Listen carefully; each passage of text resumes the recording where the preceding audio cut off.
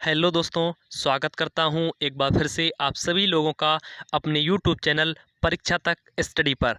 और आज हम इस वीडियो के अंदर डिस्कस करने वाले हैं पार्ट नंबर 9 को। तो आप में से जो भी मेरे इस चैनल पर पहली बार आए हुए हैं, तो आप लोगों की जानकारी के लिए बता दें, ये जो पार्ट नंबर 9 चल रहा है, ये पार्ट है मिशन एसएससी जीडी 2021 का, जिसमें हम 10,000 से भी ज़्यादा क्वेश्चन करवाने वाले हैं, जिसके पार्ट 8 ऑलरेडी आ चुके हैं। अगर उन्हें भी आप लोग देखना चाहते हैं तो इसी वीडियो के डिस्क्रिप्शन बॉक्स में आपको उनकी लिंक मिल जाएगी, ठीक है। तो ये जो सीरीज़ चल रही है, अगर आप इसे शुरू से लेकर अंत तक पूरी देखते हैं तो आप एसएससी जीडी के एग्ज़ाम में 25 में 25 नंबर लाने वाले हैं आप जीके और जीए वाले पार्ट में। तो इस सीरीज़ को जो भी लोग एसएससी जीडी की तैयारी कर रहे हैं, इस सीरीज़ को ज़रूर से लगाइएगा। वैसे तो ये सीरीज़ चाहे आपका यूपी ट्रिपल एससी पेट का एग्ज़ाम हो या किसी भी एग्ज़ाम की आप तैयारी कर रहे हैं, तो आपके लिए ये जो सीरीज़ है ये इम्पोर्टेंट होने वाली है। बट यह जो डेडिकेटेड है वो पूर्णतः एसएससी जीडी को डेडिकेटेड है। तो एसएससी जीडी वाले जितने भी हमारे भाई लोग हैं, वो इस सीरीज़ को शुरू से लेकर अंत तक पूरा ज़रूर लगाइएगा। तो चलिए शुरू करते हैं और देखते हैं आज हम किस प्रकार के क्वेश्चन आप लोगों के लिए लेकर आए हैं। तो आपकी जानकारी के लिए बता दें, ये जो सीरीज है इसके अंदर आपको स्टैटिक जीके के प्रश्न, हिस्ट्री के प्रश्न और साथ ही साथ आपको करंट अफेयर्स के भी क्वेश्चन और जो आपके प्रीवियस ईयर क्वेश्चन जो आए हुए हैं एसएससी जीडी के एग्ज़ाम में, वो आपको देखने को मिलने वाले हैं। तो चलिए आते हैं पहले प्रश्न पर। तो प्रश्न को शुरू करने से पहले आप लोगों से मेरी एक एडवाइस रहेगी कि अगर आप मेरे इस चैनल पर पहली बार आए हैं तो आप लोगों को बता दें कि अगर आप तैयारी कर रहे हैं एसएससी जीडी या यूपी ट्रिपल एससी पेट एग्ज़ाम की या किसी भी अन्य गवर्नमेंट जॉब की प्रिपरेशन कर रहे हैं और साथ ही साथ किसी भी न्यू रिक्रूटमेंट वैकेंसी से रिलेटेड कोई भी अपडेट आती है या फिर एग्ज़ाम आपका रिजल्ट, कोई भी एडमिट कार्ड, किसी भी रिक्रूटमेंट से संबंधित आपकी जो अपडेट आती है, तो वो आपको इस चैनल पर सबसे पहले प्रोवाइड करवाई जाएगी। तो इसीलिए आप इस चैनल को सब्सक्राइब जरूर कर लें और बेल आइकन को प्रेस कर लें, ताकि आपके पास जो अपडेट है वो सबसे पहले आ सके। तो चलिए बात करते हैं अब पहले प्रश्न की। कह रहा है उपनिषदों की संख्या कितनी है, यानी जो भारतीय हिंदू जो शास्त्रों में जो उपनिषद की संख्या है वो आपको बतानी है कितनी है। अगर बात की जाए उपनिषद की, तो इनकी जो टोटल संख्या है वो है हमारी 108। कितनी है? 108। और जितने भी हमारे उपनिषद हुए हैं वो आपके लिखे गए हैं संस्कृत भाषा में। किस भाषा में लिखे गए हैं? संस्कृत भाषा में। ये भी आपसे पूछा जा सकता है। अगर आपसे यहीं पर पूछ लेता जो हमारे उपनिषद हैं वो मुख्य उपनिषद कितने हैं, तब आप याद रखिएगा वो हमारे हो जाएंगे 13। अगर कुल पूछ ले तो वो 108 हो जाएंगे। अगर आपसे मुख्य उपनिषद पूछ ले तब आपके 13 हो जाएंगे, ठीक है। तो इनको भी आप ध्यान रखना है। यहीं पर अगर आपसे पूछ लेता भारतीय शास्त्रों में हमारे वेद कितने हैं, तब हमारे 4 हो जाएंगे। अगर आपसे वेदांगों की संख्या पूछ लेता तब हमारे 6 वेदांग हो जाएंगी, ठीक है। तो इसको भी आपको ध्यान रखना है। तो चलिए देखते हैं अगला प्रश्न। और अगर साथ ही साथ आप इस वीडियो की जो पीडीएफ है वो पाना चाहते हैं, तो मेरा जो टेलीग्राम चैनल है परीक्षा तक स्टडी, उसको आप ज़रूर ज्वाइन करिएगा। अगर आप मेरा जो टेलीग्राम चैनल है उसको ज्वाइन करते हैं तो आपको इस वीडियो का पीडीएफ के साथ साथ मॉर्निंग में आपको करंट अफेयर्स और साथ ही साथ आपको द हिंदू न्यूज़पेपर जो है वो आपको प्रोवाइड करवाया जाएगा हमारे टेलीग्राम चैनल पर। इसी वीडियो के डिस्क्रिप्शन बॉक्स में आपको लिंक मिल जाएगा, उसके माध्यम से आप टेलीग्राम चैनल को ज्वाइन कर सकते हैं। बात करते हैं दूसरे प्रश्न की। कह रहा है प्रथम जैन संगीति कहाँ हुई थी। अगर बात की जाए प्रथम जैन संगीति के बारे में, तो ये आपकी हुई थी 300 ईसा पूर्व में। कब हुई थी? 300 ईसा पूर्व में, ठीक है। अगर पूछ ले कहाँ पर हुई थी, तो ये आपकी हुई थी पाटलिपुत्र में। कहाँ पर हुई थी? आपके पाटलिपुत्र में। अगर पूछ ले जो प्रथम जैन संगीति हुई थी इसके अध्यक्ष कौन थे, तो वो आपके हो जाएंगे स्थूल भद्र। कौन हो जाएंगे? स्थूल भद्र, ठीक है। वहीं अगर आपसे जैन संगीति पूछ ले, तो जो आपकी दूसरी जैन संगीति है ये आपकी 6वीं शताब्दी में हुई थी और आपके वल्लभी गुजरात में हुई थी, ठीक है। कहाँ पर हुई थी? वल्लभी गुजरात में हुई थी। इस जो जैन संगीति थी उसकी जो अध्यक्षता की थी वो आपके की थी छयाश्रवण ने। किसने की थी? छयाश्रवण ने। ठीक है, तो इसको आप याद रखिएगा। अगर जैन धर्म की बात की जाए तो इसमें टोटल 24 तीर्थंकर हुए हैं, जिसमें 24वें और अंतिम तीर्थंकर जो थे वो थे महावीर स्वामी।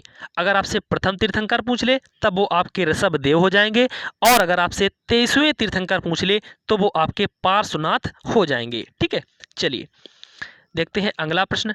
कह रहा है अर्थशास्त्र के रचनाकार कौन हैं? बात आती है अर्थशास्त्र की तो इसके जो रचनाकार हैं वो है कौटिल्य। कौन है?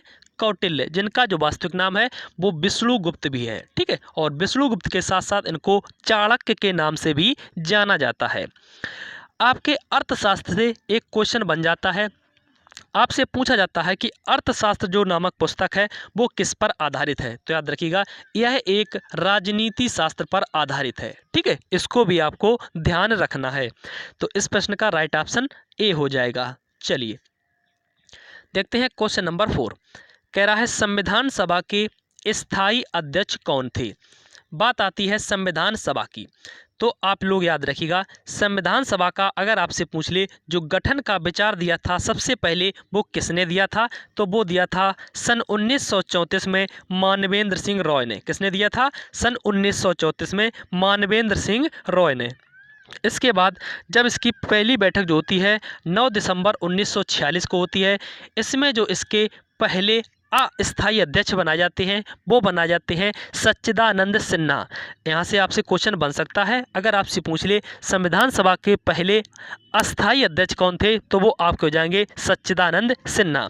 इसके 2 दिन बाद यानी कि 11 दिसंबर और 1946 को संविधान सभा की दूसरी बैठक होती है।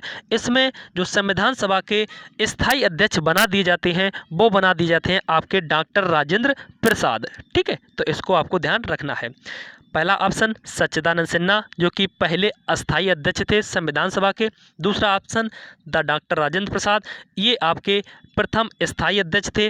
भीमराव अंबेडकर ये आपके प्रारूप समिति के अध्यक्ष थे। ठीक है, तो इन सभी को आपको ध्यान रखना है। तो इस क्वेश्चन का राइट ऑप्शन नंबर बी हो जाएगा। चलिए देख लेते हैं क्वेश्चन नंबर 5। कह रहा है अलकनंदा और भागीरथी नदियाँ किस प्रयाग का निर्माण करती हैं? अलकनंदा और भागीरथी जो नदी हैं वो मिलकर किस प्रयाग का निर्माण करती हैं? तो ये दोनों नदी मिलकर जो प्रयाग बनाती हैं उसको देव प्रयाग के नाम से जाना जाता है, यानी कि ऑप्शन नंबर बी इसका राइट ऑप्शन हो जाएगा। अगर बात की जाए प्रयाग की तो भारत में जो कुल प्रयागों की संख्या है वो है 14। कितनी है? 14। तो इनको आपको ध्यान रखना है। ऑप्शन की बात कर लें, फर्स्ट ऑप्शन पर लिखा हुआ है विष्णु प्रयाग। अगर हम विष्णु प्रयाग की बात करें तो इसको जो नदियां बनाती हैं वो बनाती हैं धौली गंगा और अलकनंदा नदी।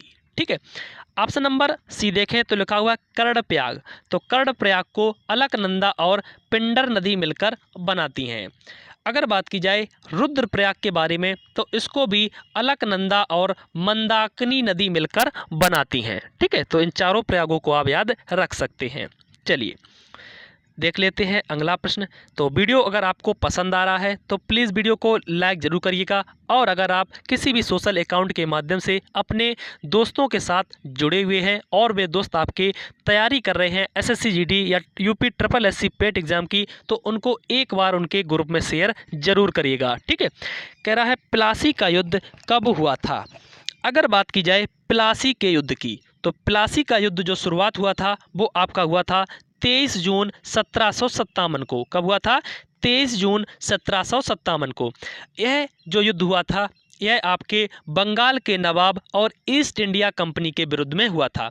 वहीं अगर बात की जाए बंगाल के नवाब की तरफ से इस युद्ध का जो नेतृत्व कर रहे थे वो कर रहे थे सिराजुद्दौला। ठीक है, वहीं अगर बात की जाए ईस्ट इंडिया कंपनी की तरफ से रॉबर्ट क्लाइव इस युद्ध का नेतृत्व कर रहे थे। इस युद्ध में ईस्ट इंडिया कंपनी की विजय होती है और बंगाल के जो नवाब थे सिराजुद्दौला उनकी हार होती है। ठीक है, तो इस ऑप्शन में पूछा गया था कि प्लासी का युद्ध हुआ कब था, तो याद रखिएगा 23 जून सन 1757 को प्लासी का युद्ध वेस्ट बंगाल यानी कि पश्चिम बंगाल में हुआ था। चलिए देखते हैं अगला प्रश्न, क्वेश्चन नंबर 7।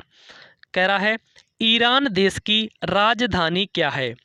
बात आती है ईरान की, तो ईरान की अगर आपसे राजधानी पूछ ले तो वो आपकी हो जाएगी तेहरान। क्या हो जाएगी?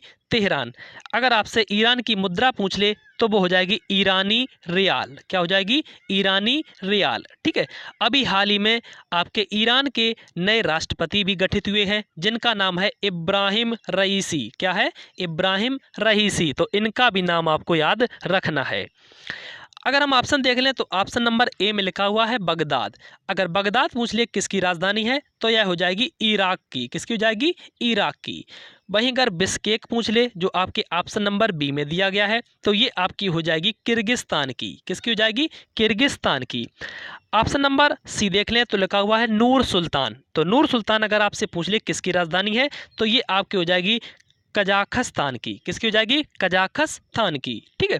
तो इस क्वेश्चन का आपका जो राइट ऑप्शन होगा वो होगा ऑप्शन नंबर डी, यानी तेहरान राजधानी है आपके ईरान की। ठीक है। चलिए देखते हैं अगला प्रश्न। क्वेश्चन नंबर 8 कह रहा है आगरा में मोती मस्जिद किसने बनवाई थी। तो आपसे पूछ रहा है जो आगरा में जो मोती मस्जिद है उसको किसके द्वारा बनवाया गया था। तो मोती मस्जिद को जो बनवाया गया था वो बनवाया गया था शाहजहां के द्वारा। किसके द्वारा? शाहजहां के द्वारा।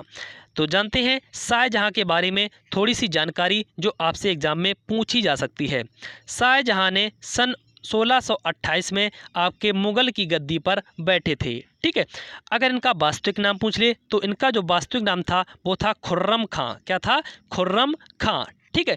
और शाहजहां को जो कोहिनूर हीरा दिया गया था वो दिया गया था मीर जुमला के द्वारा। तो अगर आपसे पूछ ले कि जो कोहिनूर हीरा आपके शाहजहां को दिया गया था वो किसने दिया था तो वो दिया था आपके मीर जुमला ने। ठीक है। इसके बाद शाहजहां ने दिल्ली की जामा मस्जिद और आगरा का ताजमहल भी बनवाया था आपके शाहजहां ने। ठीक। जो आपका ताजमहल है इसके वास्तुकार आपसे पूछ लेता है तो वास्तुकार का नाम आप नोट कर लीजिएगा। अगर आपसे पूछ ले ताजमहल के वास्तुकार कौन थे तो वो आपके हो जाएंगे उस्ताद अहमद लाहौरी। कौन थे? उस्ताद अहमद लाहौरी। अगर पूछ ले किसकी देख रेख में बनवाया गया तो यह ईसा खां की देख रेख में बनवाया गया था। ठीक है। तो इसको आप याद रखिएगा।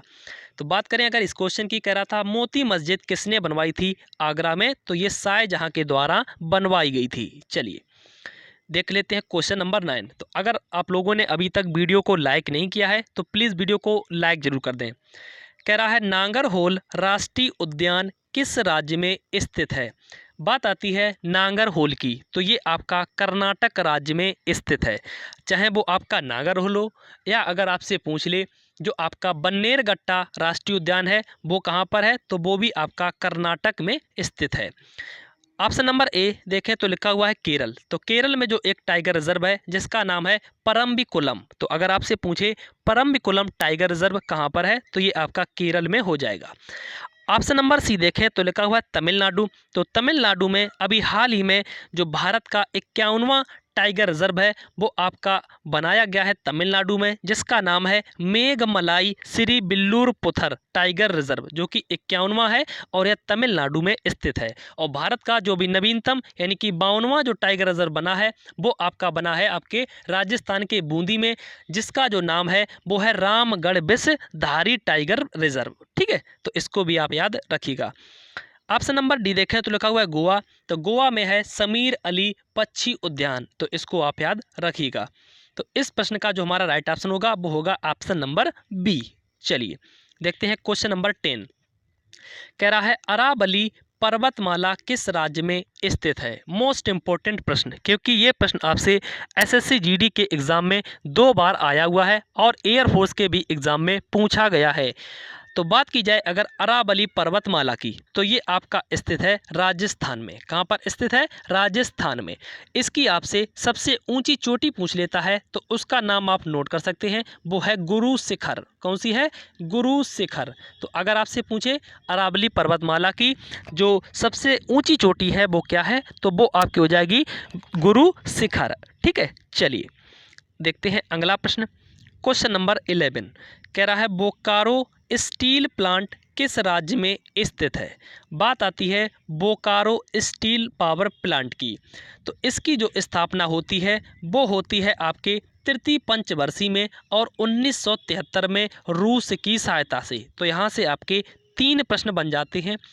अगर आपसे पूछे बोकारो स्टील पावर प्लांट की जो स्थापना की जाती है वो किस पंचवर्षीय में की जाती है, तो वो तीसरी पंचवर्षीय में की जाती है। फिर आपसे पूछेगा किस वर्ष की गई, तो 1973 में की गई। उसके बाद पूछेगा किस देश के सहायता से की गई, तो रूस के सहायता से की गई थी। और ये जो आपका बोकारो स्टील प्लांट है यह एशिया का सबसे बड़ा पावर प्लांट है। तो इसको भी पॉइंट को आप नोट रखिएगा, ठीक है। चलिए तो बात करते हैं इस प्रश्न की। कह रहा है किस राज्य में स्थित है, तो ये आपका झारखंड राज्य में स्थित है, यानी कि ऑप्शन नंबर बी इस प्रश्न का राइट ऑप्शन हो जाएगा। चलिए देख लेते हैं क्वेश्चन नंबर 12। आपसे कह रहा है साहित्य अकादमी पुरस्कार पाने वाले पहले व्यक्ति कौन थे। तो बात आती है साहित्य अकादमी पुरस्कार की। तो इसकी जो शुरुआत होती है वो शुरुआत की जाती है 1954 से। कब की जाती है? 1954 से। लेकिन इसका जो पहला पुरस्कार दिया जाता है वो आपका दिया जाता है 1955 में। कब दिया जाता है? 1955 में। और इसका पहला पुरस्कार माखनलाल चतुर्वेदी को दिया जाता है, जिन्होंने एक कविता लिखी थी हिम तरंगड़ी नामक। तो ये आप लोग याद रख सकते हैं, पहला पुरस्कार माखनलाल चतुर्वेदी को दिया जाता है और इनकी कविता हिम तरंगड़ी के लिए दिया जाता है। उसके बाद आपसे पूछेगा जो आपका साहित्य अकादमी पुरस्कार है वो कितनी भाषाओं में दिया जाता है, तो यह कुल 24 भाषाओं में दिया जाता है।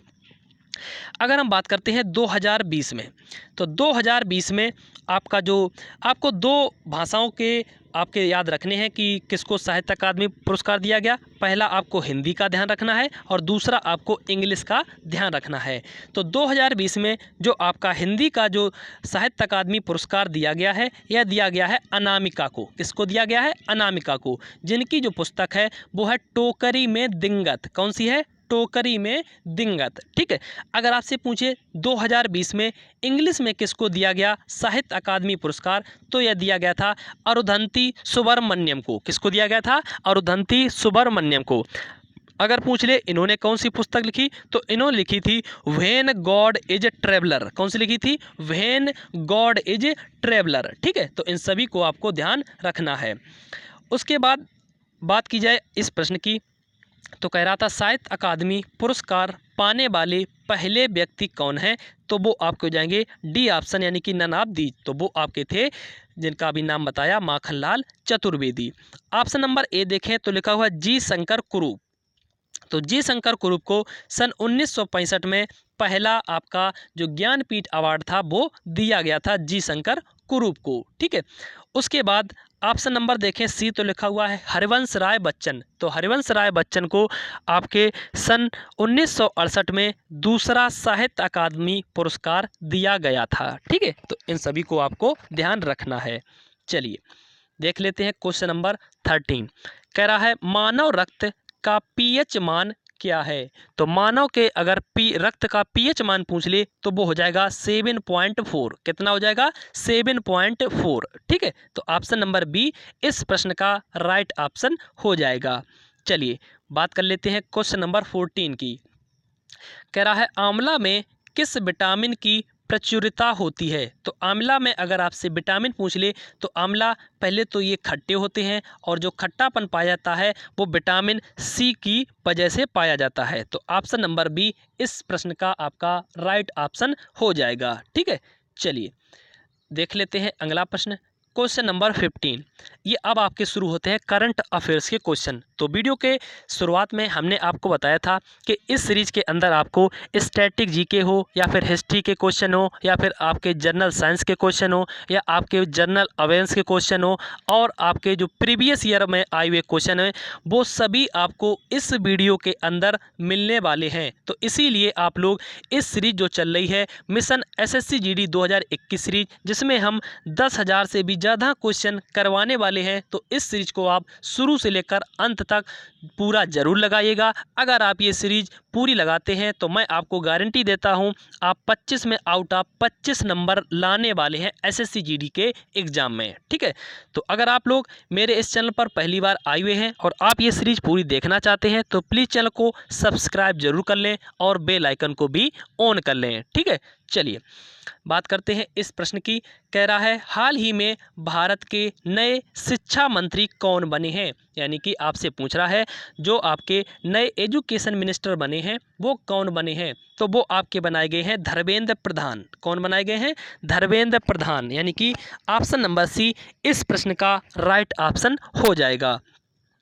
बात करें वहीं हम ऑप्शन नंबर ए की, तो लिखा हुआ है रमेश पोखरियाल निशंक। तो इससे पहले यानी धर्मेंद्र प्रधान से पहले जो हमारे शिक्षा मंत्री थे वो थे रमेश पोखरियाल निशंक। ठीक है, ऑप्शन नंबर बी देखें तो लिखा हुआ है अनुराग ठाकुर। तो अनुराग ठाकुर को अभी हाल ही में भारत का नया खेल मंत्री बनाया गया है। ठीक है, उसके बाद ऑप्शन नंबर डी देखें तो लिखा हुआ है अश्विनी वैष्णव। तो अश्विनी वैष्णव को अभी हाल ही में भारत का नया रेल मंत्री बनाया गया है। तो ये प्रश्न आपसे पूछे जा सकते हैं एसएससी जीडी के एग्ज़ाम में, तो इनको आप नोट ज़रूर करिएगा।